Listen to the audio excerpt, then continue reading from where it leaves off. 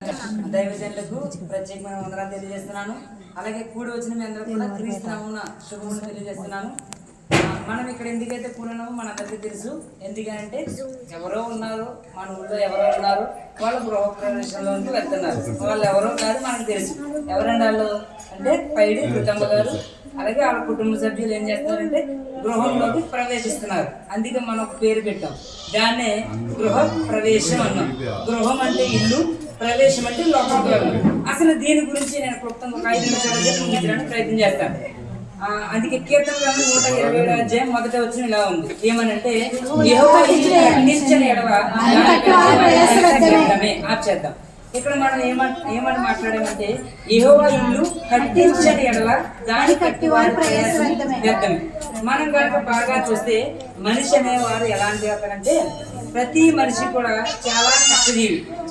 మనిషి ఎంత కష్టపడతాడంటే 24 గంటల్లో 20 గంటల్లో కష్టపడాలంటే కష్టపడిపోతాడు. ఎందుకంటే తనకున్న బాధ్యతలు అలాంటివి, తనకున్న అవసరాలు లాంటివి. అంటే మనిషి యొక్క ఆలోచన కానీ ఇక్కడ మనం బాగా గమనిస్తే యెహోవా ఇల్లు కట్టించకపోతే ఆ ప్రయాసం మొత్తం వ్యర్థమే. ఇప్పుడు 24 గంటలు 4 గంటలు కూడా 20 గంటలు కష్టపడినా అది దేవుడి యొక్క సంకల్పం లేకపోతే ఇల్లు కట్టించడం వ్యర్థమే. ఎందుకు వ్యర్థం అంటే ఇప్పుడు బాగా గమనించండి. మనిషి ఎలా ఎదిగాడంటే తాటే ఇల్లు కానించి మంచి బంగాళా వరకు ఎదిగాడు. ఇదంతా ఎలా ఎదిగాడంటే దేవుడు ఇచ్చిన జ్ఞానాన్ని బట్టి. దేవుడు ఏం చేశాడంటే మనిషిని తన రూపంలో చేసి మనిషికి కావాల్సింది ఇచ్చి దేవుడు మనిషిని అభివృద్ధిలోకి నడిపించాడు. అలా అభివృద్ధిలోకి నడిపించడం బట్టే తాటేకిల్లో ఉండే మనం తర్వాత వెంకుడిల్లోకి వచ్చి, తర్వాత మంచి గుడిసెల్లోకి వచ్చి, తర్వాత ఇప్పుడు ఇలాంటి ఇల్లు కట్టుకున్నాం. ఇప్పుడు చెప్పండి, ఇప్పుడు మనం చదివిన రీతిగానే యెహోవా ఇల్లు కట్టించని ఎడల.